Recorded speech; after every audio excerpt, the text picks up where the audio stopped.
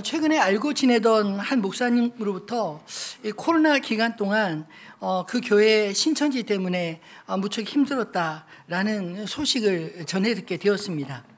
이단 교회들의 참 이상한 특징이 멀쩡한 교회를 흔들고 기존 성도들을 이렇게 빼앗는 그런 일들이 참 교회 안에 일어나고 있지 않나요?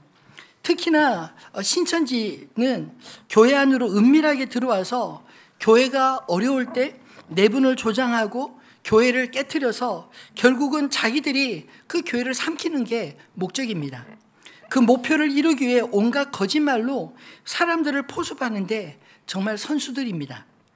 혹시라도 교회 바깥에서 성경 공부하자 하는 사람이 있으면 일단 의심해 보시면 좋겠습니다. 신천지의 대표적인 성경 공부 방식은 교재가 없이 강사가 성경을 달달 외워서 공부를 시킵니다. 왜 그러냐면 한편으로는 신뢰를 주기 위해서 성경을 이렇게 잘한다. 근데 사실은 그 숨은 내막은 성경을 전체를 보지 못하게 합니다. 그냥 빠른 시간에 본인들이 원하는 그 짜투리 말씀들을 쭉 연결시켜서 세뇌시키기 위해서 그렇게 교재 없이 그냥 받아 적으라고 하면서 그렇게 가르칩니다. 무료 신학원을 개설해서 얼마나 많은 성도들을 그렇게 미혹했는지 모릅니다. 개인적으로 성경 공부할 때도 교재가 없습니다. 일단 성경 공부하자는데 교재가 없다 하면 의심해 보면 좋겠습니다. 왜냐하면 흔적이 남기지 않으려고 교재를 사용하지 않습니다. 우리 교회 안에 교육자들이 주도해서 하는 성경 공부들이 많이 있지 않나요? 신앙 강좌나 또 제자훈련, 사역훈련, 또 우리 목장에서 하나님을 경험하는 삶을 가지고 지금 함께 말씀을 배우고 있는데 굳이 다른 곳에서 성경을 배우지 마시기를 바랍니다. 오늘 우리가 읽은 이 본문의 말씀은 로마서의 마지막 본문의 내용입니다. 주로 편지에서 처음과 마지막은 보통 인사말을 하는 경우가 많지 않나요? 그렇지만 성경의 서신서들을 살펴보면 이 처음과 마지막 이야기가 보통 그냥 인사말 정도가 아니라 그 서신을 기록한 사도들의 신앙 고백이 담겨져 있는 경우가 대부분입니다. 그렇다면 바울은 로마 교회 마지막으로 무슨 이야기를 하고 있을까요? 오늘 본문 17절로 20절 말씀은 복음을 회방하는 미혹하는 자들을 삼가 교회를 지켜라 이렇게 권면하고 있습니다. 초대교회 바울이 복음을 전하던 그 시기에 이미 다른 복음을 전하는 자들이 활개치고 있어 교회를 어지럽혔기 때문입니다. 바울은 로마 교회도 예방 차원에서 우리가 이미 받은 복음 외에 다른 복음을 전하는 자들을 잘 분별해서 그들을 떠나라, 멀리하라 이렇게 권면하고 있습니다. 그리고 20절로 23절 말씀은 바울과 함께 하는 동역자들이 로마 교회에 문안하는 내용으로 로마 교회가 홀로 외로이 서 있는 것이 아님을 우회적인 메시지로 전하고 있습니다. 모든 교회는 머리 대신 그리스도와 온전히 연합되어 있습니다. 그리고 그리스도를 머리로 섬기는 교회들 역시 서로가 다 연결되어 있다는 것입니다. 우리끼리, 우리만 이런 생각은 대단히 위험합니다. 바울은 로마 교회가 하나님의 나라로 함께 연결되어 있음을 비록 그가 한 번도 가보진 않았지만 함께하는 동역자들과 안부를 전하고 있는 것입니다. 그리고 마지막으로 25절로 27절의 말씀은 바울이 전하는 복음의 목적, 즉 모든 민족을 부르사 순종하는 하나님의 백성을 삼으시는 지혜로우신 하나님께 영광을 돌리고 있습니다. 하나님께서 그의 독생자를 세상에 보내사 우리를 구원하도록 십자가를 지게 하시고 우리의 모든 죄를 그리스도를 통해 대속하신 이 진리는 그리스도께서 오시기까지 나타나기까지 세상에서 감추어진 하나님의 신비였습니다. 바울은 부활하신 예수 그리스도를 만나고 난 이후에야 비로소 구약의 선지자들이 예언하던 바로 그분이 십자가에서 자신을 위해 돌아가신 예수이신 것을 깨달았습니다. 바울이 죽음을 두려워하지 않고 사도들이 생명을 걸고 복음을 전할 수 있었던 이유가 무엇이겠습니까? 그들은 이미 부활하신 예수님을 만났기 때문에 생명의 주요 온전케 하시는 그리스도 예수를 위해 그렇게 평생을 살 수 있었던 게 아닐까요? 저는 오늘 로마서의 마지막 이 부분을 묵상하면서 문득 담대하라 라는 바울의 내면의 메시지를 읽을 수 있었습니다. 비록 복음을 거스르는 미혹하는 자들이 교회를 끊임없이 흔들려 한다 할지라도, 주위에 믿는 자들이 적고 또 내가 가진 이 믿음 때문에 핍박을 받는다 할지라도 우리가 예수 안에서 담대할 수 있는 이유 분명히 있다는 것입니다. 왜냐하면 우리가 복음을 받았기 때문입니다. 감춰졌던 신비 예수 그리스도를 우리가 알게 되었기 때문입니다. 또한 바울이 로마 교회에 함께 문안 인사를 전하는 그 이름들과 같이 우리에게 믿음의 동역자들 함께 있기 때문에 우리가 결코 외롭지 않다는 것입니다. 바울 시대나 오늘 우리 시대나 교회는 여러 가지 면에서 동일한 도전의 직면에 있다고 생각합니다. 이단들이 복음을 훼손하는 그런 전도 방식 때문에 복음 전하는 것이 거림직스럽게 느껴지지 않으시나요? 또 잊을만 하면 터지는 부도덕한 목회자들의 비리와 교회의 다툰 소식들 때문에 예수 믿는 사람들이 싸잡아 욕을 먹고 있지는 않습니까? 교회를 흔드는 미혹하는 영들의 도전과 갈수록 교묘하게 교회를 공격하는 사단의 전략들이 먹히는 것이 여러분 우리 시대에 보여지지 않습니까? 안에서 터지고 밖에서 깨지고 이런 가운데서도 우리가 주님의 교회로서 담대하게 우리의 믿음을 수호할 수 있는 이유가 무엇입니까? 교회는 바로 진리 대신 그리스도의 터 위에 서 있기 때문인 줄 믿으시기 바랍니다. 교회를 흔드는 세력들은 예나 지금이나 존재하는 것이 실제입니다. 바울은 17절에 이렇게 말씀하고 있지 않나요? 형제들아, 내가 너희를 권하노니 너희가 배운 교훈을 거슬러 분쟁을 일으키거나 거치게 하는 자들을 살피고 그들에게서 떠나라. 분쟁을 일으키거나 성도들을 넘어지게 하는 이 거치게 하는 자들을 분별해서 그들을 멀리하라, 떠나라고 이야기합니다. 분쟁은 왜 일어날까요? 네 편, 내 편 나누기 때문에 일어나지 않습니까? 부끄럽지만 우리나라 정치를 보면 너무나 명확하게 보이지 않나요? 정치하는 사람들에게는 옳고 그름 별로 중요하지 않은 것 같습니다. 그저 어느 입장 차이를 가졌느냐, 이것이 중요하지 않나요? 내 편이면 동지고 남의 편이면 옳고 그름을 떠나 적으로 여깁니다. 이런 생각이 정치의 속성이라면 참 서글프지 않습니까? 교회 안에서도 제발 그렇게 정치하는 사람들이 없기를 소망합니다. 또 율법주의자들이 성도들을 거치게 하고 넘어지게 하였습니다. 매사의 방식이 중요하고 옳고 그름만 따지는 사람들입니다. 그런 사람들 옆에 있으면 왠지 숨이 막히지 않나요? 이미 자신이 정답을 가지고 있으면서 맞냐 틀리냐 몇 점이냐 따지고 들면 얼마나 피곤한가요? 그런데 초대교회 율법에 익숙했던 사람들이 유대인들이 교회로 들어오면서 복음을 왜곡시키는 그런 사람들이 있어 바울은 가는 곳마다 그들과 끊임없이 신학적인 논쟁을 하고 다퉈야 했습니다. 그래서 그런 자들이 로마 교회를 휘젓지 못하도록 분별하고 그들을 보면 떠나라 라고 말하고 있습니다. 이런 사람들의 공통적인 특징이 있습니다. 무엇일까요? 18절 말씀을 같이 읽어볼까요? 이 같은 자들은 우리 주 그리스도를 섬기지 아니하고 다만 자기들의 배만 섬기나니 교활한 말과 아첨하는 말로 순진한 자들의 마음을 미혹하느니라. 아멘. 그들은 말로는 주의 종이라고 말하지만 실상 그들이 섬기는 것은 그리스도가 아니라 자기 배뿐이라고 이야기합니다. 곧 자신에게 이익이 있느냐 없느냐 따지는 자들, 자기 편이냐 아니냐 따지는 그들은 말을 또 얼마나 잘하는지, 또 얼마나 논리적인지 교활한 말과 아첨하는 말로 순진한 자들의 마음을 미혹한다, 이렇게 말하고 있지 않나요? 그들을 분별하고 따르거나 거부할 수 있는 것은 성도들의 몫인 것입니다.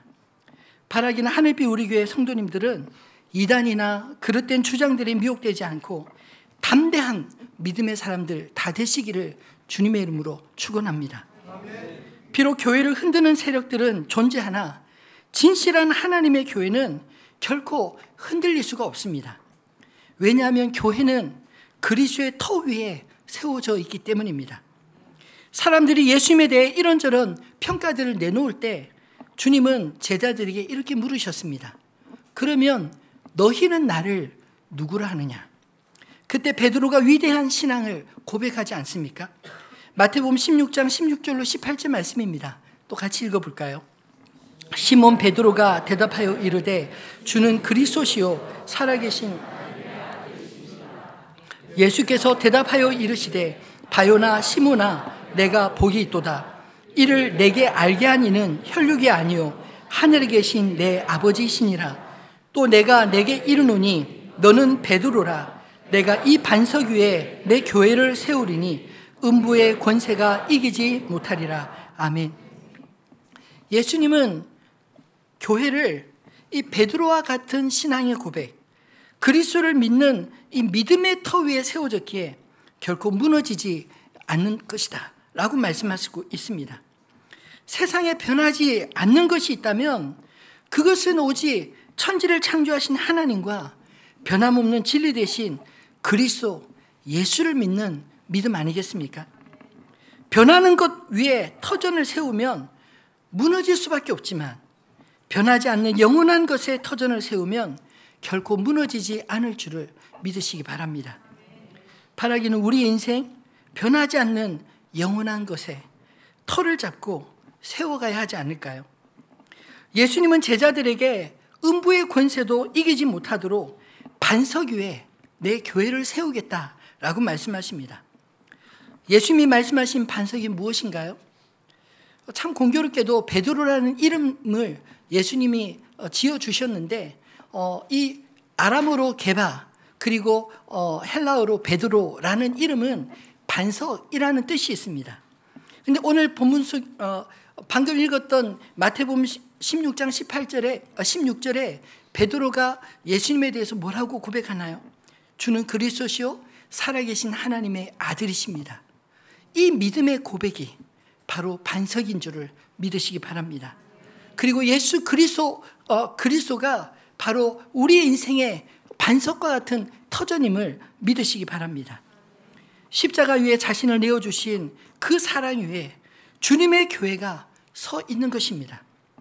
동시에 반석은 진리이신 그리스도의 말씀에 순종하는 것을 말씀합니다. 예수님은 산상설교 마태복음 5장으로부터 7장까지 이 산상설교를 들려주신 이후에 결론으로 하나의 비유로 맺었습니다. 우리가 잘 아는 반석 위에 지은 집, 모래 위에 지은 집의 비유입니다. 마태복음 7장 24절로 27절 말씀을 제가 읽겠습니다. 그러므로 누구든지 나의 이 말을 듣고 행하는 자는 그 집을 반석 위에 지은 지혜로운 사람 같으리니 비가 내리고 창수가 나고 바람이 불어 그 집에 부딪히되 무너지지 아니하나니 이는 주추를 반석 위에 놓은 까닭이요 나의 이 말을 듣고 행하지 아니하는 자는 그 집을 모래 위에 지은 어리석은 사람 같으리니 비가 내리고 창수가 나고 바람이 불어 그 집에 부딪힘에 무너져 그 무너짐이 심하니라. 여러분, 진리를 아는 거 대단히 중요합니다. 많이 알고 정확히 아는 거 다 중요합니다. 근데 정말 중요한 것은 내가 얼마나 잘 아느냐 하는 것이 아니라 오히려 내가 아는 그 말씀에 어떻게 순종하느냐 이것 아닐까요? 말씀을 듣기는 들어도 알기는 알아도 말씀대로 살지 않는 인생은 마치 모래 위에 성을 쌓는 것과 같다라고 말하고 있지 않습니까? 오늘 이 마태복음 7장 24절 27절 말씀에 보면 우리 인생을 마치 똑같이 집을 짓는 것과 같다. 매일매일 일어나서 아침부터 밤늦게까지 우리가 가만히 있지 않습니다. 무언가를 위해 열심히 일합니다. 근데 그것을 마치 집을 짓는 것과 같다라고 말하고 있지 않나요? 근데 중요한 것은 어디에 짓느냐 하는 것입니다. 그 차이를 예수님은 분명히 이렇게 말씀하셨습니다. 누구든지 나의 이 말을 듣고 행하는 자는, 순종하는 자는 그 주추를 반세교에 지은 지혜로운 사람 같다. 또 나의 이 말을 듣고도 한 귀로 듣고 세워버리는 사람. 성경에 뭐 그렇게 원래 말씀하지. 어떻게 다 그렇게 살겠어. 그냥 세상 돌아가는 대로 그렇게 순리대로 살아야지. 이렇게 정작 하나님의 말씀을 듣지만 그 말씀에 반응하지 않고 그저 세상의 방식대로 살아가는 인생. 그런 인생은 마치 모래 위에 자신의 성을 짓는 것과 같다. 이렇게 말하고 있지 않나요? 여러분, 평안할 때는 어디에 지은 집이 성공적으로 보이겠습니까? 저는 모래 위에 지은 집이 성공적인 것처럼 보여집니다. 왜냐하면 작은 비용과 또 빠른 시간으로 성취를 이뤄낸 것처럼 보이지 않나요? 근데 문제는 지진이 일어나거나 홍수가 나면 모래성은 흔적도 없이 사라져버리고 맙니다. 반면에 말씀을 듣고 믿음으로 사는 삶은 피곤해 보이지 않나요? 마치 반석 위에 기초를 놓은 것처럼 모래 위에 기초를 놓는 것보다 몇 배는 힘이 듭니다. 그런데 반석 위에 지은 집은 위기에 강합니다. 지진이 일어나고 홍수가 나도 무너지지 않고 여전히 그 자리에 서 있습니다. 결국 마지막까지 남는 인생이 승리자 아니겠습니까? 바울은 로마 교회의 소식을 들을 때마다 기뻤습니다. 19절에 보면 너희의 순종함이 모든 사람에게 들리는지라. 그러므로 내가 너희로 말미암아 기뻐하노니 너희가 선한 데 지혜롭고 악한 데 미련하기를 원하노라. 로마 교회는 하나님의 말씀에 순종하는 교회였습니다. 그러므로 더욱 힘써 선한 데 지혜롭고 악한 데 미련하라. 이렇게 권면하는 게 아닐까요? 올바른 분별력으로 계속해서 요동치 않는 하나님의 교회로 서 있으라. 이런 뜻입니다. 교회가 그럼에도 불구하고 흔들린다면 어떤 이유들 때문일까요? 반석 대신 그리스도의 터 위에 서 있지 않기 때문 아니겠습니까? 그리스도가 아닌 것들 위에 세워진 교회는 변하는 세상 속에 반드시 무너질 수밖에 없는 것들입니다. 변하는 세상 속에서도 변하지 않는 진리의 터전 위에 교회가 서 있을 때만 교회는 영원히 무너지지 않을 줄 믿으시기 바랍니다. 바울은 이런 확신으로 20절의 로마 교회를 축복하고 있습니다. 평강의 하나님께서 속히 사단을 너희 발 아래서 상하게 하시리라. 우리 주 예수의 은혜가 너희에게 있을지어다. 반석 대신 그리스도 안에 있다면 담대하시기 바랍니다. 음부의 권세가 이기지 못할 터전 위에 우리가 서 있기 때문입니다. 이 믿음으로 날마다 담대하게 승리하며 살아가는 하늘빛 우리 교회 모든 성도님들 되시기를 우리 주님의 이름으로 축원합니다. 두 번째로 세상에서 담대할 수 있는 이유는 우리가 그리스도를 가진 자들이기 때문입니다. 바울은 그 근거를 어디에서 찾고 있습니까? 오늘 본문 25절로 27절 말씀을 다시 읽어볼까요? 나의 복음과 예수 그리스도를 전파함은 영세 전부터 감추어졌다가 하나님의 명을 따라 선지자들의 글로 말미암아 모든 민족이 믿어 순종하게 하시려고 알게 하신 바 그 신비의 계시를 따라 된 것이니 이 복음으로 너희를 능히 견고하게 하실 지혜로우신 하나님께 예수 그리스도로 말미암아 영광이 세세 무궁하도록 있을지어다. 아멘. 바울은 나의 복음 이렇게 설명하고 있지 않나요? 이 바울 안에 그의 가슴을 꺼내어 열어보면 그 안에 그리스도 예수로 충만하기 때문에 나의 복음 이렇게 말하는 게 아닐까요? 바울은 자기 자신을 자랑하는 사람이 아닙니다. 오직 그리스도 안에서 자신은 죽고 자기 안에 부활하신 주님을 위해 사는 인생이 되었노라. 그렇게 고백하지 않나요? 바울의 삶이 위대한 것은 바울의 변화된 삶 때문이 아니라 바울 안에 살아계신 주님이 그를 통해 가장 잘 드러났기 때문 아니겠습니까? 오늘 우리 시대에도 저는 동일하게 이 진리가 적용된다고 믿습니다. 우리 안에 그리스도가 계시다는 이 사실을 믿고 살아가는 인생, 그의 인생의 고난조차도 그리스도의 짙은 향기가 풍겨나는 인생일 줄로 믿습니다. 초대교회로부터 지금 이 시대까지 교회는 수많은 도전과 핍박을 견뎌냈습니다. 그럼에도 불구하고 이처럼 복음이 왕성하게 오늘 우리에게까지 전해지고 또 우리를 통해서 누군가에게 전해지는 이유는 무엇일까요? 우리가 믿음이 좋아서가 아니라 우리 안에 계신 그리스도 예수 때문에 그분으로 인하여 그분이 전해지는 줄을 믿으시기 바랍니다. 세상을 이기는 믿음은 나는 죽고 내 안에 살아계신 그리스도를 위해 살아가는 믿음인 것, 기억하시기를 부탁드립니다. 여러분의 인생의 비결을 누군가 묻는다면 뭐라고 대답하시겠습니까? 바라기는 바울과 같이 비밀 대신 그리스도만 여러분 통해 보여주시게 되기를 바랍니다. 바울은 자신의 인생의 비결, 초대교회 성도들이 핍박 가운데서도 믿음을 지켜갈 수 있는 비결을 이렇게 소개하고 있습니다. 골로새서 1장 26절로 27절 같이 읽어볼까요? 이 비밀은 이 말씀 아닙니다. 골로새서 1장 26절 27절입니다.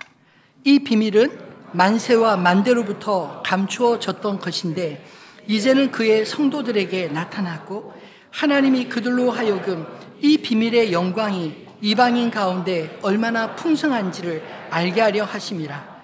이 비밀은 너희 안에 계신 그리스도시니 곧 영광의 소망이니라. 아멘. 바울이 그리스도를 비밀이라 설명하는 이유는 세상의 지혜와 명철로는 도무지 하나님의 지혜를 깨달을 수 없기에 비밀 이렇게 말하고 있는 게 아닐까요? 오직 믿음으로만 하나님이 우리를 위해 그의 독생자를 주신 것을 은혜로 받을 수 있기 때문입니다. 자기 공로로 하나님께 도달하려는 사람들은 다 실패할 수밖에 없기에 이 구원의 이름 예수 그리스도, 그가 우리의 비밀이 된 게 아닐까요? 우리 인생의 비밀 되신 그리스도가 여러분의 모든 삶에 능력으로 나타날 수 있기를 우리 주님의 이름으로 축원합니다. 바울은 그리스도를 가졌다는 것은 모든 것을 가졌다는 것으로 이해하고 있었습니다. 고린도전서 3장 21절로 23절 말씀에 보면 그런즉 누구든지 사람을 자랑하지 마라. 만물이 다 너희 것임이라. 바울이나 아볼로나 게바나 세계나 생명이나 사망이나 지금 것이나 장래 것이나 다 너희의 것이요 너희는 그리스도의 것이요 그리스도는 하나님의 것이니라. 아멘. 여러분, 우리가 자랑하는 것, 여러분 그것들은 사실 하나님 이미 그리스도 예수 안에서 다 주신 것입니다. 그러므로 우리가 자랑할 것은 예수 그리스도, 그분 안에 모든 것이 담겨져 있다는 것을 믿고 그분을 자랑해야 마땅하지 않을까요? 여러분, 심지어 바울은 만물이 다 너희의 것이다. 심지어 바울이나 아볼로나 믿음의 선배들, 심지어 세계나 생명이나 사망이나 지금 것이나 장래 것이나 하나님이 이미 너에게 다 주셨다. 누구를 통해서요? 그리스도 예수 안에서 다 주셨다는 것입니다. 그리고 너희는 그리스도의 것이요 그리스도는 하나님의 것이다. 이렇게 말씀하고 있지 않나요? 사랑하는 성도분, 이 믿음이 저 여러분 안에 동일하게 있기를 소망합니다. 이 확신을 가졌을 때 바울은 또 로마서 8장 32절, 38절, 39절에 이렇게 확신 있게 대답합니다. 자기 아들을 아끼지 아니하시고 우리 모든 사람을 위해 내주신 이가 어찌 그 아들과 함께 모든 것을 우리에게 주시지 아니하겠느냐. 내가 확신하노니 사망이나 생명이나 천사들이나 권세자들이나 현재일이나 장래일이나 능력이나 높음이나 깊음이나 다른 어떤 피조물이라도 우리를 우리 주 그리스도 예수 안에 있는 하나님의 사랑에서 끊을 수 없으리라. 여러분, 그리스도 예수 안에 하나님이 우리에게 주고 싶어하는 모든 것이 다 담겨져 있는 줄을 믿으시기 바랍니다. 그러므로 그리스도 예수를 소유한 자가 모든 것을 소유한 자들인 것입니다. 세상의 모든 것들은 다 사라질 것들이지만 그러나 그리스도 예수는 결코 사라지지 않을 것이기에 우리가 그리스도 예수를 믿는 그 믿음으로 주님 앞에 설 때 우리가 주님 앞에 영원히 살 수 있지 않겠습니까? 그렇다면 우리에게 무엇이 더 필요한가요? 오늘날 교회의 위기는 무엇 때문입니까? 교회가 마땅히 가져야 될 그리스도의 이름이 가려져 있기 때문 아닌가요? 다른 자랑거리들로 가득 찬 교회는 저는 위험한 교회라고 생각합니다. 하나님은 우리의 자랑거리들을 연단하여 불순물들을 하나하나 다 걷어가실 것입니다. 초대교회는 은과 금은 없었어도 그리스도 예수의 이름으로 충만한 교회이지 않나요?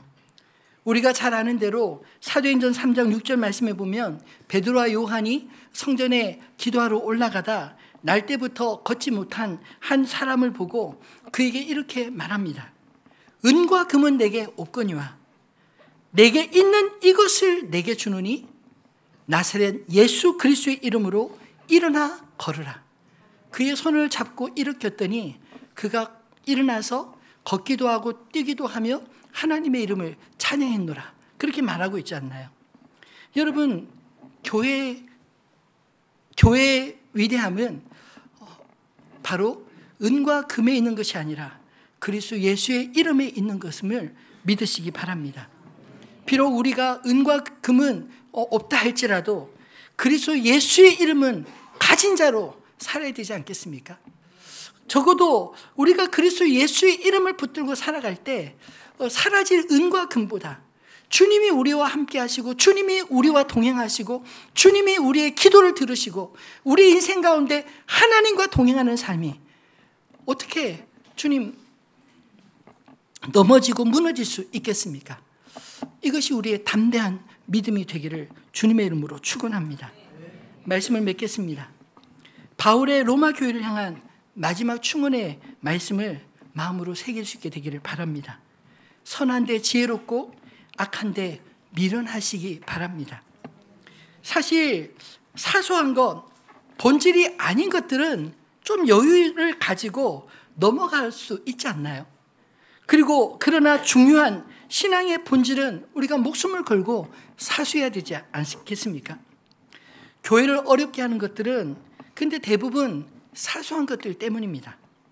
성도들 간의 관계 어려움, 성격이 맞는 사람, 맞지 않는 사람, 또는 일하는 방식의 차이들, 이렇게 하는 것이 옳으냐, 저렇게 하는 것이 옳으냐, 뭐 이런 것들, 누가 옳으냐, 그러냐의 문제가 여러분 주님의 몸된 교회와 그리스도 예수보다 더 중요한 문제인가요? 저는 결코 중요하지 않다고 생각합니다. 나는 죽고 그리스도가 내 안에서 존귀하게 하기를 원하는 사람들은 자기의 감정, 자존심 따위 중요하지 않습니다. 내가 죽어야 오히려 내 안에 그리스도께서 사시지 않겠습니까? 그래서 예수님은 마태복음 16장 24절에 자신을 따르는 제자들에게 이렇게 말씀하십니다. 이에 예수께서 제자들에게 이르시되 누구든지 나를 따라오려거든 자기를 부인하고 자기 십자가를 지고 나를 따를 것이니라. 여러분, 우리가 주님을 따른다는 것, 그것은 우리 자신의 힘으로, 노력으로, 공로로 따르는 것이 아닙니다. 오히려 내가 죽어야만 오히려 내 안에 계신 그리스도를 붙들고 살아갈 수 있는 것입니다. 내 힘으로는, 내 상식과 감정으로는 십자가를 질 수 없습니다. 그런데 내가 죽어야만 나와 함께 십자가를 지신 그리스도, 그분을 경험하게 될 줄로 믿습니다. 사도 바울이 피하라 권면하는 게 무엇인가요? 17절에 형제들아 내가 너희를 권하노니 너희가 배운 교훈을 거슬러 분쟁을 일으키거나 거치게 하는 자들을 살피고 그들에게서 떠나라. 여러분, 제발 선한 데 지혜롭고 악한 데는 미련하시기를 바랍니다. 사도 바울이 마지막 이 로마 교회를 향해서 이 이야기를 하고 있는 것은 교회의 본질상 사람들이 많이 모인 곳이기 때문에 이러쿵저러쿵 말이 많을 수 있습니다.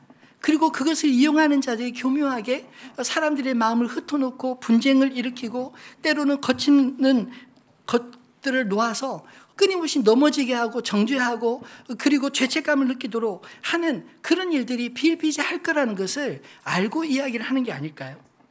그럴 때 우리가 이기는 방식이 무엇인가요? 선한 데는 지혜롭고 악한 데는 미련하게, 사소하고 별로 중요하지 않은 것들은 가볍게 넘어가고, 그리고 정말 중요한 본질, 그리스도 예수 그분을 위해 살고자 하는, 그래서 나는 죽고 내 안에 그리스도께서 사시도록 그 나에게 맡겨주신 사명의 십자가를 지는 것, 이것에는 우리가 힘써야 되는 그 이야기를 하고 있는 게 아닐까요? 여러분, 교회 안에 다투지 않는 것, 저는 참 중요하다고 생각합니다. 어떤 사람들은 왜 시시비비를 가리지 않느냐, 다투지 않는 것을 무기력하게 보는 경우도 있습니다. 근데 저는 그렇게 생각하지 않습니다. 여러분, 다투지 않는 교회가 무기력해 보여도요, 그리스도 위에 세워진 교회, 그리스도를 가진 교회는 이미 세상을 이긴 교회인 것을 믿으시기 바랍니다. 예수님은 요한복음 16장 33절에 주님이 십자가를 지시기 바로 직전에 제자들이 발을 씻기시고, 그리고 성만찬을 마가의 다락방에서 베푸시고, 그리고 난 이후에 주님이 겟세마네 동산에 가서 기도하기 직전에 제자들에게 이렇게 마지막으로 말씀하십니다. 한번 읽어볼까요? 이것을 너에게 이루는 것은 너희로 내 안에서 평안을 누리게 하려 함이라. 세상에서는 너희가 환난을 당하나 담대하라. 내가 세상을 이겼노라. 아멘. 예수님은 이 땅에서 자기 감정, 자기 이익, 그것들을 위해서 다투신 적이 한 번도 없습니다. 오히려 너무나 억울하게, 오히려 어떻게 저럴 수 있나 싶을 정도로 무기력하게 보일 정도로 십자가를 지시지 않나요? 근데 그 십자가가 실패가 아닙니다. 그 십자가를 지심으로 주님은 승리하셨습니다. 여러분, 우리가 싸워야 될 대상은 교회 안에 있지 않고 교회 밖에 있는 것을 기억하시기 바랍니다. 내부는 망하는 지름길입니다. 싸워야 될 대상은 정작 싸우는 우리들을 관전하고 있고, 누가 이기나 보자, 우리끼리 치고받고 하는 것, 그런 일들은 참 기가 막힌 일 아닌가요? 근데 그런 일들이 교회 안에 비일비재하게 일어나지 않습니까? 에베소서 6장 12절에 사도 바울은 우리의 눈을 넓게 열고 우리가 정말 씨름하고 싸워야 될 것이 무엇인지를 이렇게 말하고 있습니다. 우리의 씨름은 혈과 육을 상대하는 것이 아니요 통치자들과 권세들과 이 어둠의 세상 주관자들과 하늘에 있는 악의 영들을 상대함이라. 사랑하는 성도분, 우리가 함께 연합하여 그리스도 예수의 이름으로 함께 기도하고, 그리고 우리의 눈을 크게 떠서 정말 이 시대에 공중의 권세 잡은 자들, 그래서 보이지 않게 세상을 뒤흔들고 있는 악의 영들에 대하여 깨어있는 믿음의 사람들 되시기를, 기도하는 하나님의 사람들 되시기를 우리 주님의 이름으로 축원합니다. 그리고 좀 혈과 육에 대한 것, 좀 자존심 상하고 기분 나쁘고 나와 일하는 방식이 다르고 이런 것들은 싸울 대상이 아닙니다. 적어도 우리 믿음의 형제 자매들은 우리가 싸워야 될 대상이 아닙니다. 사랑해야 될 대상입니다. 주님은 새 계명을 주셨습니다. 내가 너희를 사랑한 같이 너희가 서로 사랑하라. 이로써 너희가 내 제자인 줄 알리라. 여러분, 우리가 말로만 제자 할 것이 아니라 우리와 같은 처지에 있는 믿음의 형제 자매들을 이해하고 용납하고 사랑함으로 주님의 제자로서 진정한 모습들을 보이시기를 바랍니다. 바라기는 그리스도 예수로 무장하고 자기를 위해 살지 않고 그리스도 예수를 위해, 하나님 나라를 위해 그리스도의 좋은 군사로 날마다 승리하며 살아가는 하늘빛 우리 교회, 그리고 모든 성도들 되시기를 우리 주님의 이름으로 축원합니다. 오늘 주신 이 말씀 기억하면서 우리들의 찬양 409장 함께 찬양하겠습니다.